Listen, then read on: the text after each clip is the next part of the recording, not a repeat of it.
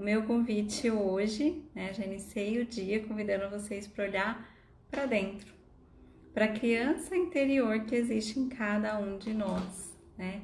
Quantas vezes nós dedicamos tempo para olhar essa criança, né? Muitos de nós nunca nem parou para pensar sobre essa criança.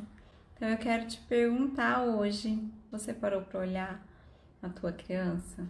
Você parou para pensar na tua criança, não só hoje, né? Tô falando de uma forma geral. Eu vou falar e vou contar um pouquinho da minha história quando eu olhei para minha criança interior, né? Quando eu olhei para mim, para a criança que eu fui, né? Então fica comigo que até o final eu vou contar um pouquinho da minha história, de quando eu conheci e lembrei da minha criança interior e o que eu fiz, né, quando eu descobri algumas coisas sobre a minha criança interior. Quantas de nós foi impedidas de sonhar lá na nossa infância? Quantas de nós foi impedida de acreditar que podia ser algo na vida? Quantas de nós viveu pequenos traumas, tá? Eu quero falar hoje sobre pequenos traumas.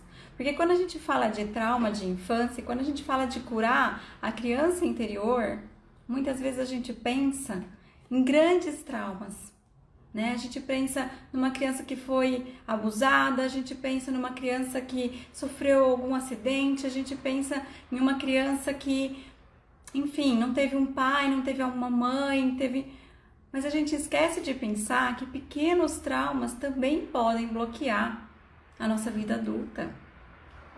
A gente esquece de pensar que pequenas coisas que às vezes para os nossos pais não tiveram importância, elas causaram um impacto emocional na nossa vida. E isso criou uma trilha neural, uma conexão de dor. Só que ela está lá no seu inconsciente e você não consegue pensar nela. Você não tem consciência dela. E aí você tenta fazer várias vezes, várias coisas ao longo da sua vida e não consegue. Por quê? Porque você tem esse limitador emocional.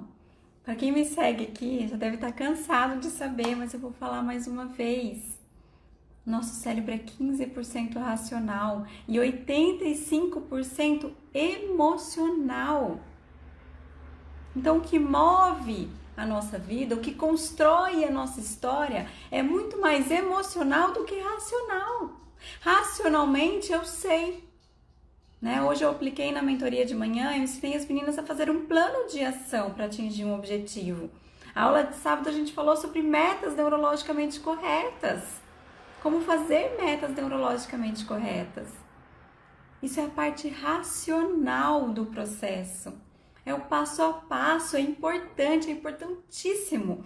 Às vezes algumas pessoas pensam que o coach integral sistêmico é só o sonhar, é só o acreditar, e não é. Nós temos sim ferramentas que são passo a passo, que são racionais, que são ferramentas que vão te levar para a prática.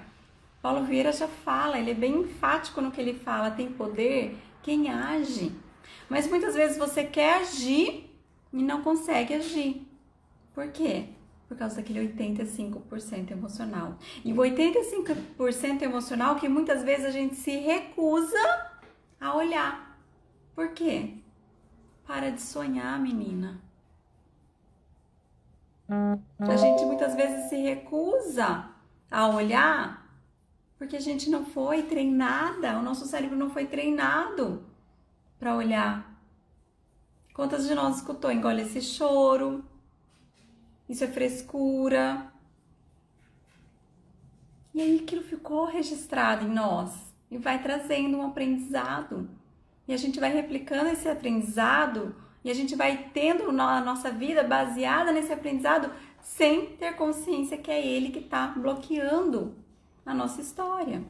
Eu tenho uma preocupação muito grande em criar memórias positivas no Miguel, né? Por quê? Porque são essas memórias positivas nos nossos filhos, na nossa infância, que vão construir o adulto que nós somos. E muitas vezes, como mãe, eu erro com o Miguel. Muitas vezes eu erro com o Miguel. E como eu sei que os meus pais também erraram comigo. Mas quanto mais memórias positivas nós criarmos nos nossos filhos, mais essas memórias positivas, elas vão sobrepor as negativas. E a gente vai criando conexões neurais que vão ficando mais fixas em nós. Mas isso não quer dizer que o Miguel, quando ele tiver uma idade adulta, quando ele tiver maturidade, eu não vou sentar com ele, eu vou explicar para ele esse processo. Eu tenho me preparado. Eu falo, Miguel é só uma criança, mas eu tenho me preparado para o dia que eu vou sentar com ele e vou falar, filho, a mamãe errou. A mamãe errou muitas vezes com você e eu quero te pedir perdão. Eu vou ensinar ele não só a me perdoar, mas perdoar tantas coisas que aconteceram na infância dele e que marcaram a vida dele. Mas às vezes ele não vai ter consciência, assim como eu não tinha consciência. Eu não tinha consciência, gente. Quando eu comecei o meu processo de desenvolvimento, quando eu entrei pro coach, né, quem me segue aqui sabe que eu entrei de paraquedas, eu caí de paraquedas no método CIS em agosto de 2018, que foi quando eu decidi mudar a minha história. Eu caí de paraquedas ali e foi Deus que me colocou ali, eu tenho certeza. Por quê? Porque por consciência eu acreditava que eu não tinha muito para mudar. Imagina a minha infância. Não que eu achava que meus pais eram perfeitos, mas os meus pais sempre foram um casal, sempre a gente foi criado numa família, né? Uma família estruturada, pai, mãe, né? Eu tive essa família estruturada, eu sou muito grata a isso, né? A gente não teve uma infância farta, mas nunca faltou nada, sabe? Nunca faltou nada pra gente. Então, os meus pais sempre se desdobraram, eu sempre vi o meu pai, sabe, fazendo, né, meu pai trabalhando bastante para dar tudo pra gente, mas ele também proporcionava momentos em família, a gente viajava todos os anos, a minha mãe trabalhava, mas ela era uma mãe mais presente na nossa casa, né, nós almoçávamos juntos todos os dias, gente. Eu fui parar de almoçar com os meus pais, ter o hábito de almoçar com os meus pais, eu já estava na faculdade, foi quando eu comecei a trabalhar.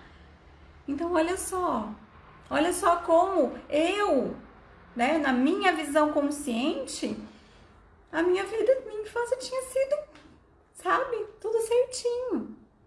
Então eu não tinha o que falar da minha infância.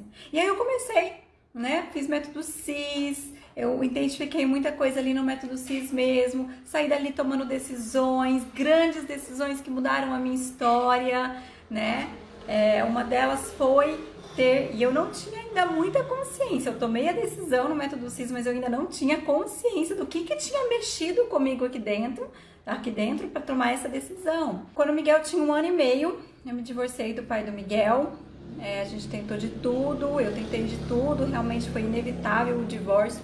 Quando eu voltei, eu sempre morei em Maringá com os meus pais. Eu fui para Belo Horizonte quando eu casei com o pai do Miguel, fui para Belo Horizonte porque ele morava lá. Então, quando eu me divorciei, imediatamente eu voltei para Maringá. E aí eu voltei para casa dos meus pais, né? E ali eu fiquei por 3 anos. Eu morei 3 anos, eu e o Miguel, na casa dos meus pais. Mesmo racionalmente, sabendo que não era a melhor decisão, né? O meu pai falava para mim, né? O meu pai conversava muito comigo, a minha mãe conversava muito comigo, os meus pastores, os pastores da minha igreja falavam, né? Tanto da primeira igreja que eu frequentei quanto da segunda igreja que eu frequentei, falavam: Mari, você precisa cortar esse cordão umbilical, você precisa tomar frente da tua família, você e o Miguel são uma família. Então assume a tua família, você e o Miguel são uma família, o cordão umbilical já foi cortado quando você casou, então agora assume a tua vida. E eu não conseguia, racionalmente eu sabia que eu precisava sair da casa dos meus pais, né? E eu não tô aqui julgando quem voltou para casa dos pais, quem mora na casa dos pais, né? Cada um tem uma história, eu tô contando a minha história. E quando eu fiz o método CIS, algo mexeu tão forte dentro de mim, né? Que foi realmente no meu emocional, naquelas trilhas neurais que eu não tinha consciência, que eu cheguei. O método CIS acabou numa segunda-feira de madrugada, né? Para quem já fez o método CIS presencial, ele vai até, o meu deve ter ido tipo até, sei lá, 3, 4 horas da manhã. Né? O meu ônibus tava eu e a Gabi, a gente ia voltar para Maringá de ônibus, de Curitiba para Maringá. E então eu cheguei na segunda-feira à noite, aqui em Maringá, e eu já cheguei decidida de que eu ia sair da casa dos meus pais. Gente, olha que coisa! Meus pais falavam, pastores falavam, eu sabia e eu não conseguia sair da casa dos meus pais. E no método CIS eu cheguei, eu sentei na terça-feira no almoço, primeiro eu digeri tudo aquilo, e né, o Paulo orienta muito isso, então eu curti o Miguel naquela noite que eu cheguei, do método CIS, 3 dias sem ver ele, eu não era muito de ficar sem ele, né? E aí na segunda-feira de manhã eu lembro que eu fui fazer uma caminhada para colocar mesmo a minha cabeça no lugar, e na hora do almoço eu sentei no almoço com meu pai e com a minha mãe e falei, eu tomei uma decisão. E meu pai falou, qual, Mari? Eu falei, até dezembro, agosto, até dezembro, eu não vou estar mais morando na casa de vocês. Eu decidi que é hora de eu e o Miguel assumirmos a nossa vida. Meu pai chorou. Pra quem não conhece meu pai, ele é uma pessoa incrível. Minha mãe também é uma pessoa maravilhosa, né? Mas meu pai é bem emotivo e ele chorou. A minha mãe ficou feliz com a minha decisão, a minha mãe ficou... Não que meu pai não tenha ficado feliz, ele também ficou feliz, né? Mas eu lembro bem da reação dos dois, a minha mãe ficou feliz e o meu pai na hora chorou. Mas ele chorou e falou, Mari, eu te apoio, tô feliz por você. E minha mãe falou, Mari, vai ser um tempo bom na sua vida. E eles me apoiaram, a gente sabia que era aquilo que eu tinha que fazer. E as coisas aconteceram, gente. Então, o fluir de Deus foi tão maravilhoso na minha decisão, né? Claro, eu fiz a minha parte, eu comecei a olhar apartamento, eu pedi para Deus, eu orei e eu tinha a visão do apartamento que eu queria para mim. E aí a gente começou a olhar apartamento. Em novembro, eu tinha falado que em dezembro eu sairia, né? Em novembro eu estava com um contrato assinado no meu apartamento, né? Do jeito que eu sonhei, na hora que eu entrei no apartamento eu falei, é esse, era no prédio que eu queria, enfim, né? Eu falo, Deus foi maravilhoso, era o aluguel que eu queria, que eu estipulei, que eu coloquei para Deus, então tudo encaixou e assim, foi um fluir de Deus. Então eu falo que aquilo mexeu comigo de uma tal maneira no meu emocional que eu saí dali tomando decisões e agindo para aquelas decisões e coisas que eu estava paralisada há 3 anos. Há 3 anos. Não vou falar que a minha vida não andou nesses 3 anos, né? Eu comecei um projeto lindo com a Gabi, né? Que hoje é a Dual Me, mas na época ainda era a Gabi, né? Ainda chamava Gabi da Vantel Nutri. E então assim, eu já estava agindo em algumas áreas da minha vida, mas algumas áreas estava paralisada. E o que eu quero enfatizar aqui para vocês, que realmente foi uma cura para mim. E por que que essa cura da minha criança, né, fez tão bem também para minha maternidade? Porque, gente, eu estava vivendo uma vida disfuncional até então. Eu estava vivendo uma vida disfuncional, porque a minha maternidade sempre foi muito forte para mim, eu sempre quis ser mãe, né? E então, quando eu tive o Miguel, eu vivi uma vida em função do Miguel. Quando eu me divorciei, então, era tipo, meu Deus, para esconder, depois eu fui entender, né? Antes eu falava assim, não, eu vou ser uma boa mãe, mas para esconder a minha frustração em algumas áreas da minha vida, na área conjugal, na área profissional, porque quando eu me engravidei, eu era casada e eu em comunhão, né,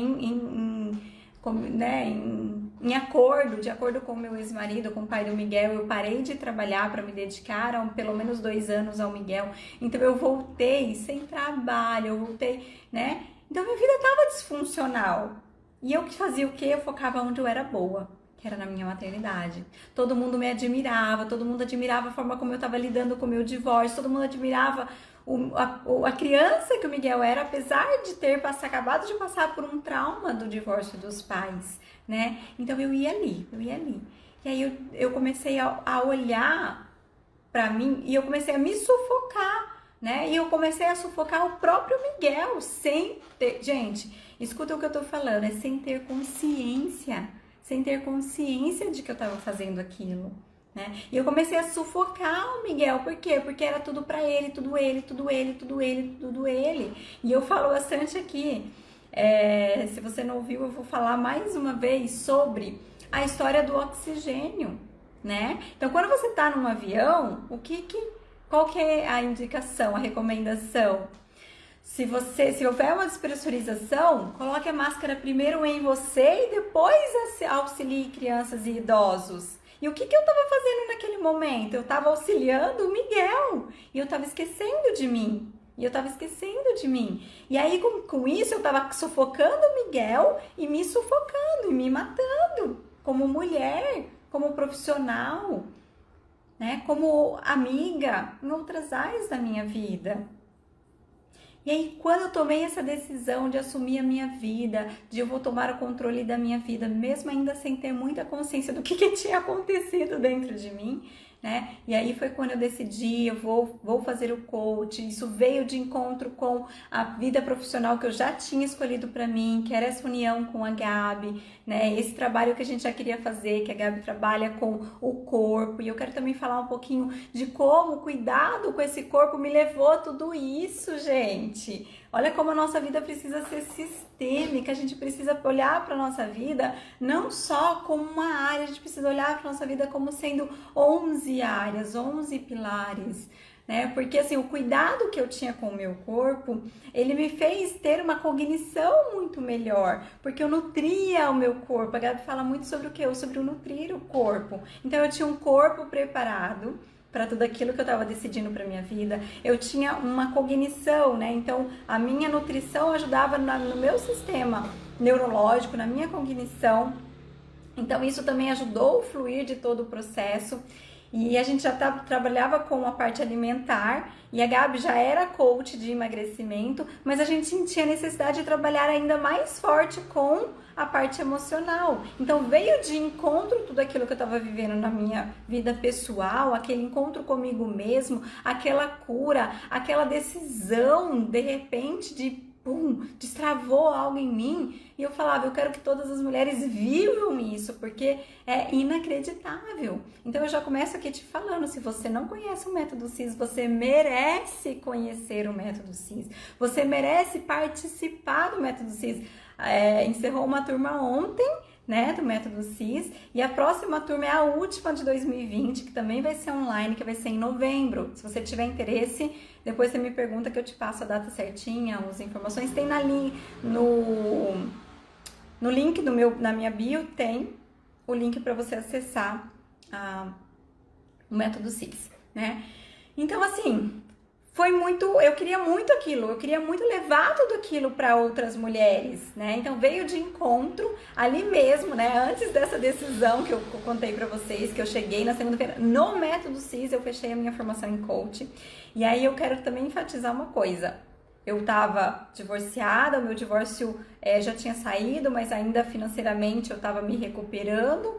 E, né, de acordo com um acordo que eu tinha feito com o meu ex-marido. Então, assim, a verdade é que eu nem tinha como pagar aquela formação em coach, né? E aí eu também honro a vida da Gabi, que sempre me apoiou, sempre falou, Mari, vai, se você não conseguir eu te ajudo, né? Mas eu dei realmente um passo confiando, e eu falo que fé é isso, né? Fé é dar o passo e Deus vai e coloca o chão. Então eu dei o passo, né? Eu sentia que aquilo era realmente o que ia mudar a minha história, então eu dei o passo, Deus colocou o chão, nunca me faltou, eu paguei todos os meus cursos, tá? Que depois disso ainda fechei toda a grade da FebraCIS, então fui mais de 700 horas de treinamento em curso de coach. Eu terminei de fazer também fiz mais um, agora também nesse final de semana. Então, enfim, a gente não para, a FebraCIS não para, a evolução não para. E aí tudo isso, né, quando eu comecei a formação em coach de fato, que foi logo em seguida do Método CIS, eu questionava muito o meu treinador, que eu também vou honrar a vida dele, né, gratidão, eu ensino tanto sobre ter gratidão, então eu vou ser grata à vida do Sidney, que foi um treinador fantástico, e eu nunca vou esquecer ele falando para eu ir além, porque tinha algo na minha história que eu precisava destravar. E era pra eu ir além, né? E ali na época, eu falava assim, que papo de quem quer me vender mais um curso. Olha a minha crença, gente, né? A pessoa querendo contribuir com a minha vida, querendo que eu realmente destravasse aquilo que estava me impedindo de crescer, e eu achando que ele ainda queria vender mais um curso pra mim. Mas mesmo achando, eu falava assim, olha, eu entrei, eu comecei e eu vou até o final. Por quê? Porque é outra crença que destravou dentro de mim, é de parar no metade do caminho. Então eu falei, não, com o coach eu vou até o final. Tudo que eu tiver que fazer, eu vou fazer, porque eu quero saber como levar isso para a vida de outras mulheres. Eu quero ir além. E aí fechei ali, ele me desafiou e eu fechei, né? E que bom que eu fechei toda a grade. Por quê? Porque Deus tinha mais na minha vida, Deus queria destravar muito mais. E foi quando eu fui pro Master Coach, onde a gente trabalha mais o lado emocional e esse lado mais da infância, né? Então, para quem ainda não sabia qual era a diferença em formação de coach e Master Coach, no Master Coach a gente trabalha mais essa questão da infância mesmo, né? E uma ferramenta que foi para mim fantástica e foi aquilo que eu realmente trouxe, que me fez fazer essa ferramenta que me fez trazer esse tema da live de hoje. É uma ferramenta que a gente chama no coach integral sistêmico no coach integral sistêmico de elevador, né? E a gente vivencia nos cursos de coach, a gente não aprende só a praticar, porque o princípio do Paulo Vieira, da metodologia para que você possa aplicar a ferramenta, você precisa ter primeiro vivido ela, né? Não adianta eu falar aqui para vocês que eu fui curada, que eu tive cura, e eu falo mais. Eu ainda estou em processo de cura. Por quê? Porque o meu processo de cura vai ser eterno, o meu processo de evolução vai ser eterna, né? A expansão que eu descobri que eu posso ir além, e além, e além, eu não quero parar, né? Então, tenha essa sede de não parar, de não parar. Até perdi o fio da meada aqui, mas falando do elevador, né? Então, foi nessa ferramenta do elevador que eu entendi algumas coisas do meu passado, né? Então, foi quando eu decidi trazer esse tema da live, foi lembrando dessa ferramenta que eu vivi em novembro de 2018 no Master Coach em Curitiba, na Febracis. E ali, o Sidney falava muito para mim, Mari, por algum motivo você encapsulou algumas lembranças, eu não lembrava. E o meu trauma do meu divórcio tinha sido tão grande que eu colocava no divórcio toda a minha dor. Eu colocava no meu divórcio o único motivo da minha cura era ali. E ele tentava me explicar que eu atraí aquele casamento para mim, né? Então, que a atração daquele casamento, ela já vinha de uma crença dentro de mim, ela já vinha de algo que estava dentro de mim, que é o que a gente chama de vícios emocionais. Então, eu atraí aquele homem porque eu já tinha uma crença negativa, limitadora dentro de mim. Então, foi eu, e aí eu falei um pouco sobre autorresponsabilidade no sábado nos meus stories, porque a autorresponsabilidade foi outra coisa que lá no Método CIS, que trabalhou muito comigo. Por quê? Porque quando o Paulo falou de autorresponsabilidade, ele falou assim, você é responsável pela vida que você leva. Eu falei, o quê? E eu acho que a maioria das pessoas tem essa reação. O quê? Ele tá falando que eu sou responsável pelo meu divórcio. Eu fui traída. O meu ex-marido me traiu. Eu tendo um filho dentro de casa. Um filho dele, que eu me dediquei àquela família, eu parei de trabalhar, eu dediquei a minha vida. Mas olha aí, eu dediquei a minha vida por aquele casamento. Já estava no meu aprendizado, nas minhas conexões neurais, o me dedicar muito só a uma área. Porque o que me aconteceu depois do meu divórcio? Tava eu de novo focando em só uma área. Então, entende como as suas dores, hoje, que você vive hoje, elas têm raiz lá no teu passado. E muitas vezes o que a gente faz? A gente trata só a causa e a gente esquece da raiz. E tem um livro fantástico, maravilhoso, que eu também indico muito aqui, já tem post dele, eu indico muito em processo, que chama Raízes da Rejeição, da Joyce Meyer. Esse livro, ele muda histórias, ele transforma pessoas, ele transforma histórias. Por quê? Porque ele trata lá na raiz. Ele vai lá na raiz. Então, gente, eu convido vocês a olhar hoje para a sua criança interior e entender qual é a raiz que você precisa curar. Porque quando eu comecei essa live, né, eu comecei falando, quando eu comecei a contar da minha história, que pode ser que a tua história seja como a minha, não seja grandes traumas, não seja um abuso, não seja um apanhar demais, não seja um acidente, um abandono, pais divorciados. Mas pode ser que assim como eu, você tenha sofrido pequenos traumas por culpa... E não foi por culpa de ninguém, foi por culpa às vezes de muito amor, porque o meu trauma que eu descobri nessa ferramenta que chama elevador foi por excesso de amor da minha mãe. A minha mãe amava tanto os filhos dela e ama até hoje, que ela protegia, ela super protegia a gente, né? E nessa ferramenta, gente, olha que incrível. E o Sidney falava isso pra mim, eu não conseguia entender, porque eu ainda tava meio que fixada no trauma do meu divórcio.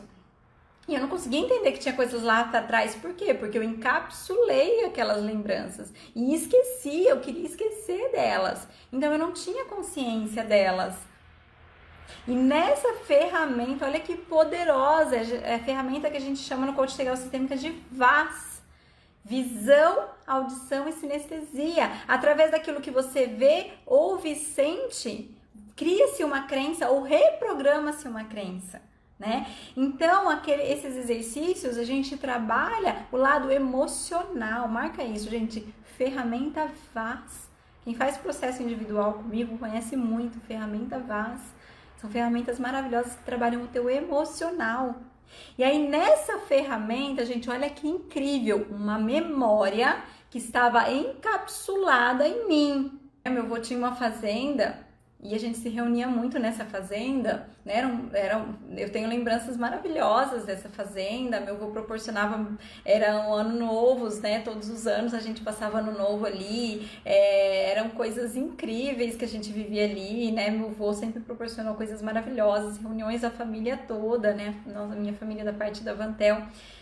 E numa situação, nessa ferramenta, eu lembrei que a minha mãe, né, por algumas ressalvas que ela tinha com a família do meu pai, que não vem ao caso, ela, em algumas situações, para defender a gente, para proteger a gente, ela deixava a gente no quarto.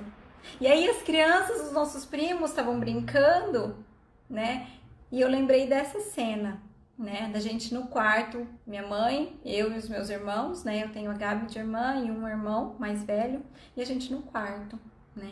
Então foi por excesso de amor, de proteção, que ela queria proteger a gente, porque ela não queria que de repente a maldade que ela entendia, né, que existia naquela situação, atingisse a gente. Só que aquilo causou uma insegurança em mim. E eu entendi que essa insegurança, ela ficou enraizada em mim. Ela ficou enraizada em mim, né? Então, gente, veio assim, muito claro, veio os detalhes daquele quarto. Eu procurei, eu não encontrei fotos do quarto que a gente ficava, porque na casa da fazenda, cada família tinha o seu quarto. E eu não encontrei fotos desse quarto, mas nessa ferramenta eu lembrei em detalhes do quarto, né? Eu lembro, e daí a gente desenha também, né? Em outras ferramentas a gente desenha, e eu usei essa cena para outras ferramentas. Eu desenhei a janela do quarto, né? Eu escutando as crianças brincando lá fora. E aquilo foi uma libertação para mim, né? Porque eu entendi que aquela criança, naquele momento, ela se sentiu muito insegura, ela sentiu medo, né? Ela sentiu, eu não lembro exatamente, porque a gente não fica dando ênfase no sentimento negativo, né? Porque é cura. Então, se a gente recebe a cura, a gente tem que receber a cura e a gente tem que começar a focar no positivo, no sentimento positivo que vem depois daquilo. E aí, eu comecei a trabalhar isso em mim, né? Comecei a trabalhar essa cena, eu comecei a trabalhar essa insegurança e eu comecei como que você cura essa criança? Acolhe essa criança. Porque a criança que existia dentro de mim, ela estava precisando ser acolhida, né? Então, não porque a minha mãe não me acolheu. A minha família foi uma família que a gente sempre recebeu muito amor. Mas de alguma forma eu, como adulta hoje, precisava acolher aquela minha criança interior. E aí eu aprendi a acolher a minha criança interior, né? E aí essa ferramenta é tão maravilhosa, tão poderosa, que a gente vai acolhendo essa criança e vai colocando ela no colo. Gente, eu já vivi experiências com coaches, com clientes minhas, a gente chama de coaches, clientes, né? Para quem não sabe. Eu já vivi experiências com coaches minhas que falavam assim: Mari, eu queria que minha mãe fizesse trancinha no meu cabelo. Eu falo: agora você vai fazer trancinha no seu cabelo. Pega a tua criança interior, pega essa criança que se sentiu machucada por não ter uma mãe que fazia trancinha no cabelo dela e faz trança você no cabelo dela. Cuida dessa criança, pega ela no colo. Eu também me arrepio, falou? Pega ela no colo. Fala pra ela que tá tudo bem, que você tá aqui, que você vai cuidar dela. Ama essa criança, porque ela precisa também de amor. Então entende, gente, que nesse Dia das Crianças, claro que a gente tem que amar os nossos filhos, sobrinhos e as crianças que estão em volta da gente, mas a gente também pode olhar primeiro pra gente, porque a palavra fala: amar a Deus, amar a Deus sobre todas as coisas e ao teu próximo como a ti mesmo. Então quem tem que vir em primeiro lugar? O amor que eu tenho por mim.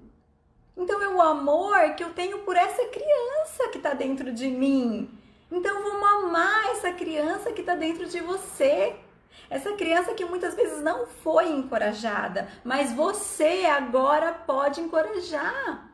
Autorresponsabilidade, você pode encorajar essa criança agora, porque agora ela está no teu colo, porque você aprendeu a acolher ela, você aprendeu a olhar para ela. E uma outra coisa que eu quero falar para vocês sobre a cura dessa criança interior, porque eu não quero que só contar a minha história, só contar que existe uma ferramenta, só contar que existe essa criança precisa ser acolhida. Eu quero te ensinar a curar também essa criança. Então, uma forma é você acolher essa criança, entender o que machucou ela, que pode ter sido uma situação simples, você entende?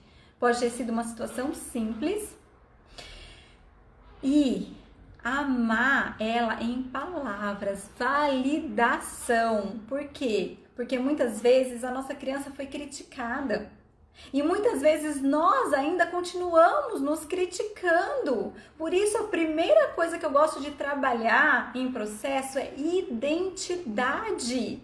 E eu repito, aquilo que foi impactante para minha vida, eu vou falar e vou replicar para ser impactante na tua vida também. Identidade. Então eu comecei a mentoria que eu tô fazendo agora às 6h30 da manhã. Se você não tá na mentoria ainda, dá tempo de você participar. Falando sobre identidade, quem você é. E aí eu vou além, quem você é em Cristo, né? Porque eu começo o meu eu sou desde que eu descobri essa ferramenta falando: eu sou filha amada de Deus. Eu sou mulher segundo o coração de Deus. Eu sou filha escolhida de Deus. Então quem é você? Ora, pede a unção do Espírito Santo, pede para o Espírito Santo estar com você. Né? Quantas pessoas me questionam sobre essa ferramenta, né? Falando que Deus é o grande eu sou, e sim, Ele é o grande eu sou, mas Ele pede pra gente ser imagem e semelhança dEle. Então vamos sim usar essa ferramenta a nosso favor, porque o que nós queremos é ser imagem e semelhança dEle. Então usa o teu eu sou, quem você é em Cristo. Pede a unção do Espírito Santo para que Ele revele ao teu coração aquilo que Deus quer trazer à tua identidade. Quem você é. E escreve: eu sou, porque é uma forma de você matar as críticas que você vem fazendo a você mesma. Mata as críticas que você faz a você mesma e começa a declarar quem você é. Sempre começando por eu sou. Eu sou linda, eu sou inteligente, eu sou estudiosa. Eu sou vencedora, gente, assim, as pessoas escutam a minha história e elas falam muito, Mari, você, nossa, eu admiro você porque você é batalhadora, você é uma guerreira. Amém, gente, eu recebo, né? Mas dentro de mim eu falo, eu não sou guerreira, porque guerreira busca guerra e eu não quero guerra, eu quero plenitude, né? E eu falo, eu sou vitoriosa, eu sou vencedora. Porque a minha história até aqui, eu poderia ter acabado com a minha vida. Mas não, eu venci. Se eu tô aqui hoje, se eu tô aqui morando nesse apartamento, eu, meu filho, se eu tô tocando a minha vida, se eu tô prosperando na minha carreira, né, na minha profissão, se eu tô dando os meus passos para corrigir áreas da minha vida que estavam ruins, é porque eu sou vitoriosa, porque eu nasci para ser vitoriosa e eu te convido hoje para declarar diariamente que você também é uma mulher vitoriosa.